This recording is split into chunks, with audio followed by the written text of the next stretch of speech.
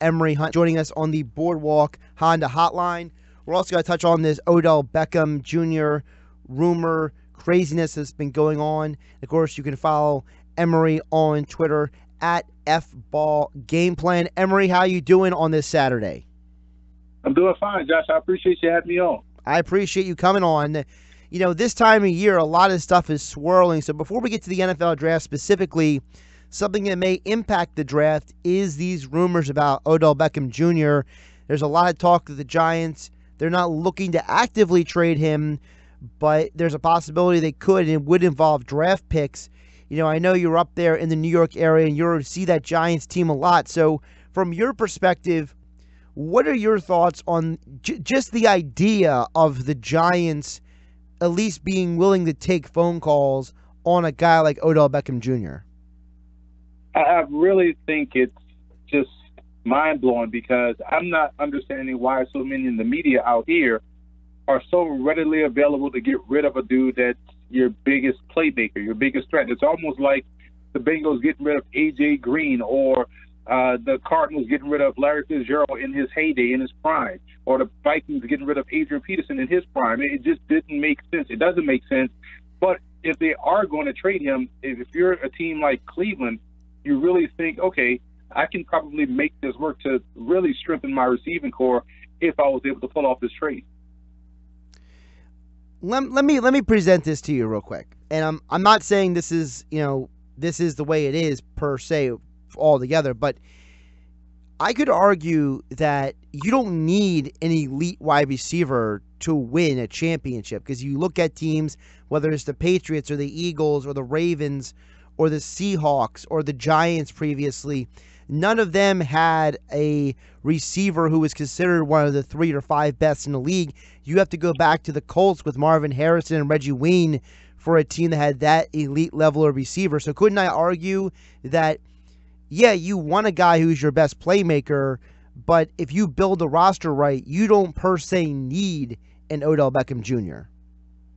Well, you could also make the case for not needing a quote-unquote franchise quarterback. We just saw one in Nick Foles win a Super Bowl. You could also make the case that you don't need a franchise tailback either. We've seen teams like the Patriots do one without a quote-unquote superstar at the position. So, you don't need, but yes, they're very good to have. It almost increases your chances the better players you have. So I would never look at it from a downside of having great players. I think that's what you ultimately try to do when you draft these guys. You want to accumulate as much great talent as possible.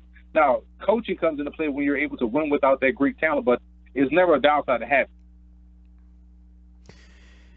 When you look at the Giants, they're at the number 2 pick right now.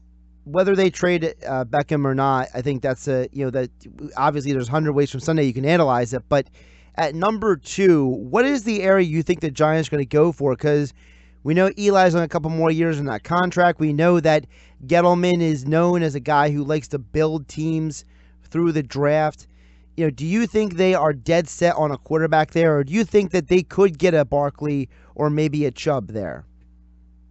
I think they could. I think all those options are open because they serve needs at multiple spots for the Giants. We talk about Chubb. They just got rid of JPP. You look at the backfield, they need explosive talent there. And you talked about the quarterback position and Eli Manning being 37 years old. And normally the Giants, I want to say the last, 30 years they hadn't picked this high. So they don't normally pick this high in the draft. And now you have a situation where you can get a guy, a young quarterback to start to groom behind a 37-year-old veteran that, maybe that's a good option. So I think all options are good here, even if they want to take an offensive lineman. We know a lot of people talk about their offensive line, being terrible, and they want to add another piece there. Maybe they can go that route. So they're open, and they also may be open for business. Well, you mentioned the quarterback because of the fact that the quarterback is always a position that everyone overanalyzes and overlooks at. And one of the reasons why I wanted to have you on is because both you and I expressed our disgust on Twitter about the article that came out over last weekend calling Vince Young the biggest bust in the BCS era, which is, first of all, the most ridiculous thing I've ever heard in my life. But second of all, I think it gets back to the problem that is done when analyzing the quarterback position, which is these people, whether they're in NFL front offices or whether they're the media, they don't always look at the right thing. And for you to call somebody who's won over 30 games and was a two-time Pro Bowler the biggest bust is overlooking the fact that everybody thought that Joey Harrington and Jamarcus Russell and Jake Locker, that these guys were going to be good NFL quarterbacks, and they all did not pan out at all. Is it fair for me to say that the way people analyze the quarterback position is more than just flawed, but it outright needs to be overhauled in some cases? Absolutely. I mean, even down to what we're seeing this year. If you were to put on the tape of all these guys to a novice football fan and 5 minutes of their best highlights and ask them which one would they want, it would be clear that they want Lamar Jackson. So, the way the game is covered now with the media influences everything, not the agents. It's the fact that the media tends to build up the hype. They also control, the narrative. And when you look at owners, they're just in the business of football is their business. So if everyone is talking about XYZ quarterback, they're going to do what they can do to get that guy on their team because they know it's going to sell tickets. They know it's going to sell jerseys. So then they dictate to the GM, like, hey, select this guy. We want this guy. Well, he may not be better than the guy that we have rated higher than him. I don't care. Everyone's talking about him. I want him because he's going to bring in the revenue. And I think that happens because of the media and the way they get the ball rolling. So you're right. Because how could you say Vince Young is the biggest bust in NFL history in the BCS era when the dude that preceded him or came after him was was worse in Jake Locker? So I don't even understand how that even makes sense. It's a shame that article had to pass through multiple hands before it got published, and no one was like, you know what, this is dumb. And I think it's a shame that it was able to be published at a guy that was an NFL Rookie of the Year, two-time Pro Bowler, led the team to the playoffs. They hadn't been to the playoffs since he was there, which speaks volumes because he last played for Tennessee, I want to say, in 2009. So they just got back last year, and they went through how many quarterbacks? 3 since Vince Young. So that is just a dumb statement.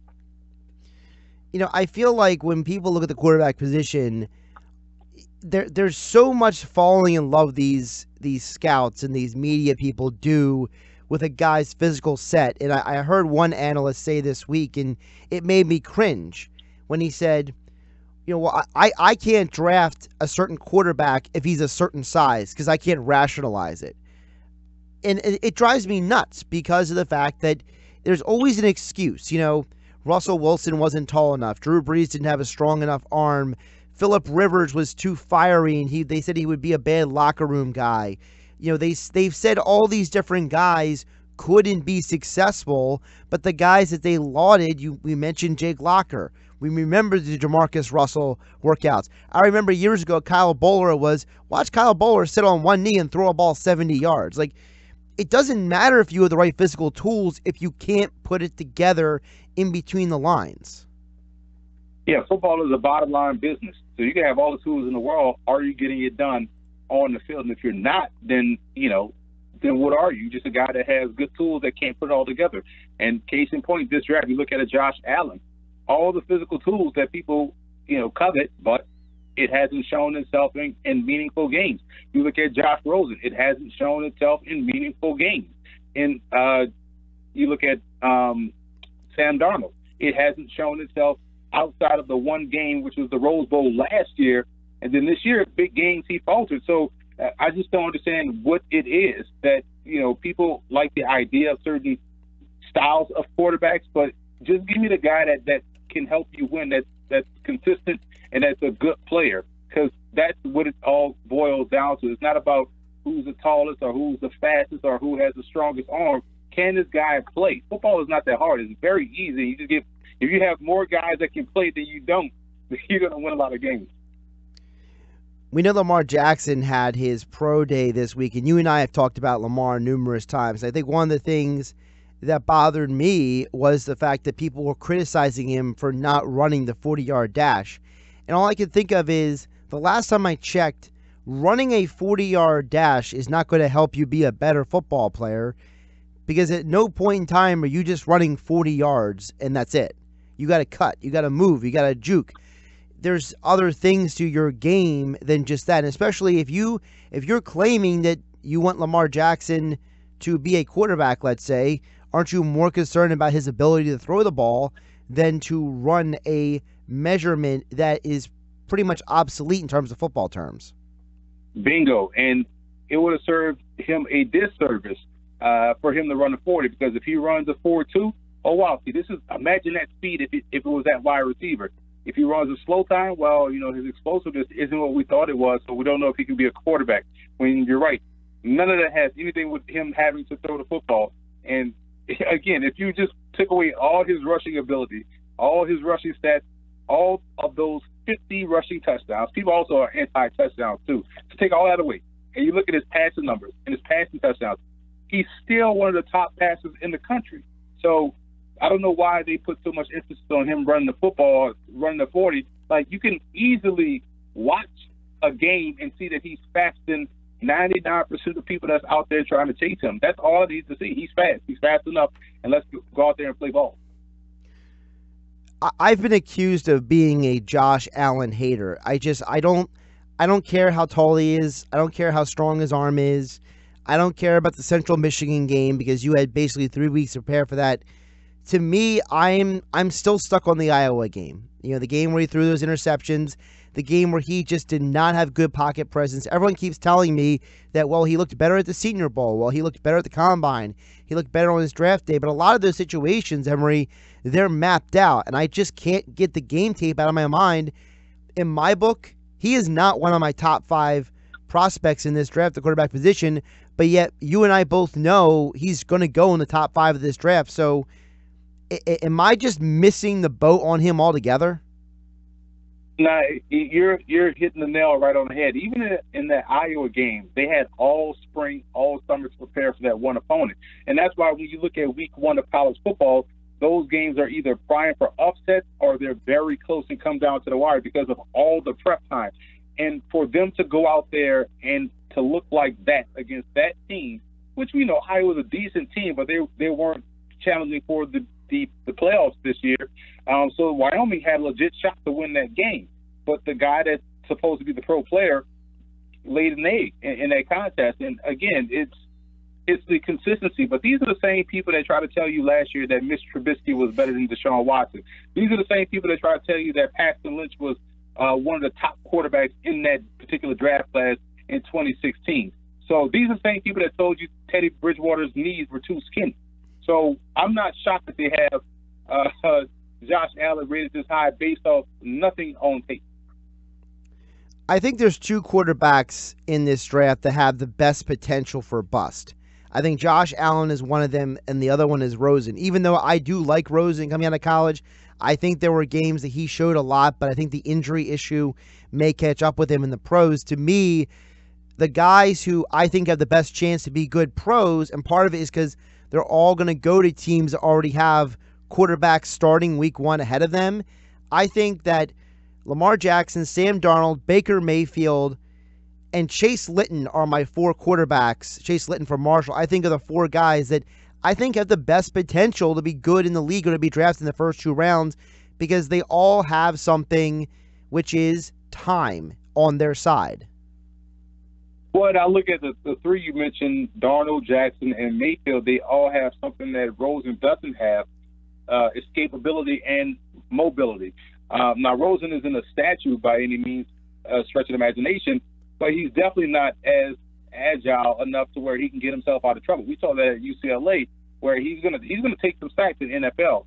And one point I always like to bring up is that the reason why that is the hash marks are closer, pressure comes quicker, the windows are then tighter as a result. So you really have to get rid of the football quick, or you're going to take a shot or get sacked. And I see Rosen taking that. I even see some of that in Mayfield. The difference between Darnold and Jackson, they have not only the escapability, but the mobility to make something happen. And Mayfield is just right behind Darnold in that regard. So I'm seeing those 3 guys being successful. If I had to throw out a 4th guy, I look at maybe a Quentin Flowers if he lands in a situation where he can be the number 2, let's say in Cincinnati or even out in Seattle. or even in Carolina, I think that's a place where a guy like Quentin Flowers can thrive, a Kyle Lauletta can thrive because he was outside of on the move a lot during his Richmond career. So he has the athleticism. He also has the escapability. But Rosen, I still worry about his ability to get out of the way in the face of quick pressure. And that's going to be something he's going to have to really show that he can do if he wants to continue to on that upward trek in the NFL. How many quarterbacks do you think are going in the first round this year? Do you think 5 are going to go? Yeah, I think we're going to see 5.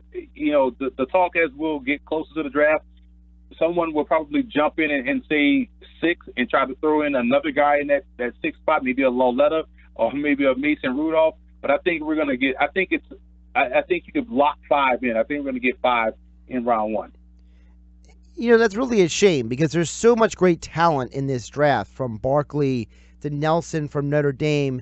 It's not just Flowers. You know, you got a Denzel Ward who plays cornerback. You got so many talented players in this draft, and I think that we spend so much time on the quarterback position, we forget about these other guys. You know, I know a lot of people love Darius Geis, but look, you got Sony Michel and Nick Chubb coming out of Georgia. You got Ronald Jones coming out of USC. You know, you play the running back position, so you understand, you know, some of these guys, they're really getting overlooked. Absolutely, and the way I slot these guys, I always look at threats, who can hit the home run. And so, to me, those type of guys you want to take the earliest. And another guy that you failed to mention that's really good is Rashad Penny out of San Diego State. His home run hitting ability is outstanding. I think he's going to end up going higher than a lot of people project. If I had a pick and I needed a running back in the first round, I would take Penny in the first round. I think he's going to go mid-second round and really be a starter from day one. I just think with the way he played in college, coming out of that system with his abilities, he's more tailor-made to hit the ground running, pun intended, as a pro. You know, sticking with Penny for a second, you look at a guy who went to San Diego State. Well, we just saw a guy lead the NFL in rushing in Kareem Hunt, a guy who didn't go to an SEC school or a Big Ten school. To me, the running back position isn't as much about what college you went to, but how you perform when the ball is in your hands. And I think that gets overlooked sometimes because if a guy's on TV a lot, that's who we notice. Where instead you look at a guy like you mentioned, Rashard Penny, or even a guy, you know, if you're really digging like you, someone like you, like a Rock Thomas, you know, these guys who are not on national TV all the time, but they're guys who are just as talented as running backs. Yeah, and that's the thing. And, you know, there's so much talent at the position throughout college football. I think a lot of it all boils down to usage.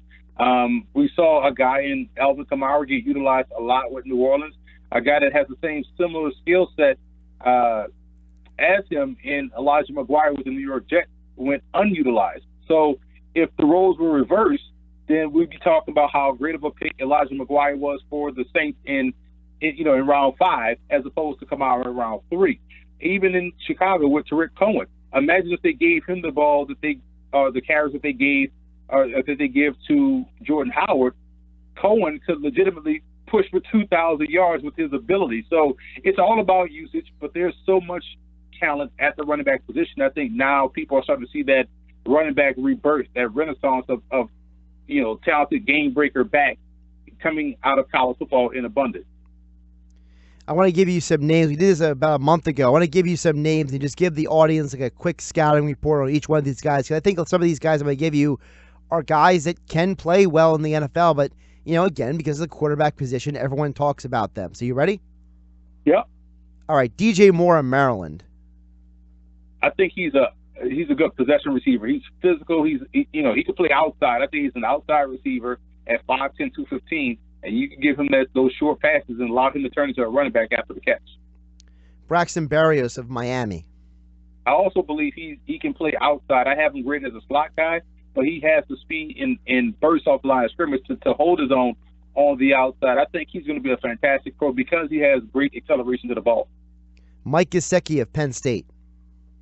It looks awkward. I compared his running style to Woody from Toy Story, but he gets down the scene. He's athletic. He has tremendous hands and leaping ability. What about Ethan Wolf from Tennessee? he's going to probably be a better pro than he was collegiate. He started off with a bang at Tennessee, and then sort of kind of got lost in the shuffle. Down at the Shrine game, he was working on his blocking, so I think he's going to be one of those solid number 2 or number 3 options at the tight end position in the league. Orlando Brown from Oklahoma. People sleep on the fact that he had some of the best tape as far as run blocking is concerned. And when you run weak side, you really can dictate to a defense, because 9 times out of 10 you're taking away what could arguably be their best pass rusher. You're turning him into a run defender. And I think if you can just ignore the combine and focus on what he did in that Georgia game and focus on what he did throughout the course of his career in the run blocking department, you're going to get yourself a fine left tackle. Marcus Davenport. Upside potential, because he's still trying to figure out the nuances of playing the defensive end or edge rusher position. But what he has that you can't teach or coach is athleticism, ball get off, and hustle. You teach him the technique, and he'll be a star. What about Trayvon Young of Louisville? We saw a lot of flashes from him this year at the edge. Well, that's the other part, too. Flashes. Consistency is going to be his key once he moves forward. You want to see the down-in, down-out ability flash in order for him to be a starter. Otherwise, he's going to be relegated to sub-package work. Dante Jackson, the cornerback from LSU. Listen, he has Darryl Green-like explosiveness. His speed is an asset because he can cover, he can match and mirror with the best of them. He's fast in all directions. His only Achilles heel is that he can't catch. If he can catch half of the passes that come his way, he'd have double-digit interceptions as an NFL corner. And finally, what about Malik Jefferson from Texas?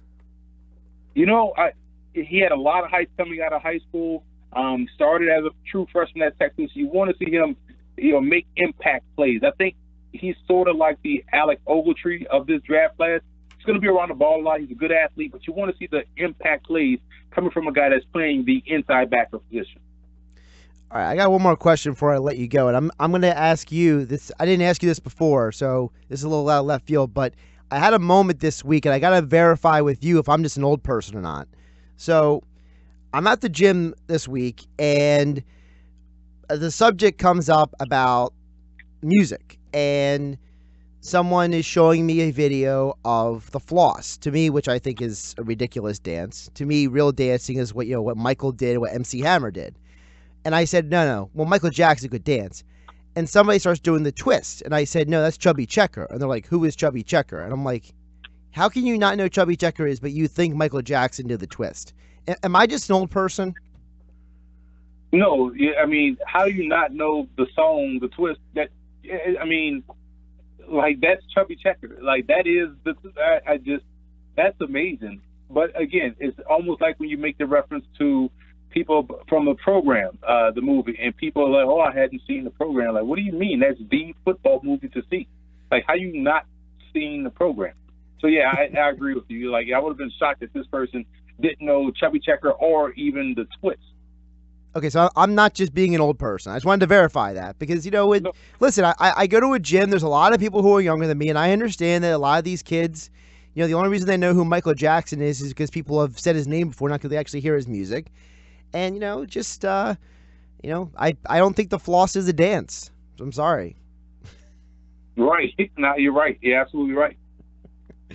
All right. Follow up on Twitter at FBall Game Plan. Emory Hunt does a great job covering the NFL draft. Emory, we'll get you back on in a few weeks to kind of wrap up the draft. But I appreciate you coming on and kind of giving us some insights on the quarterbacks and the different prospects this year. Appreciate that, man. Anytime.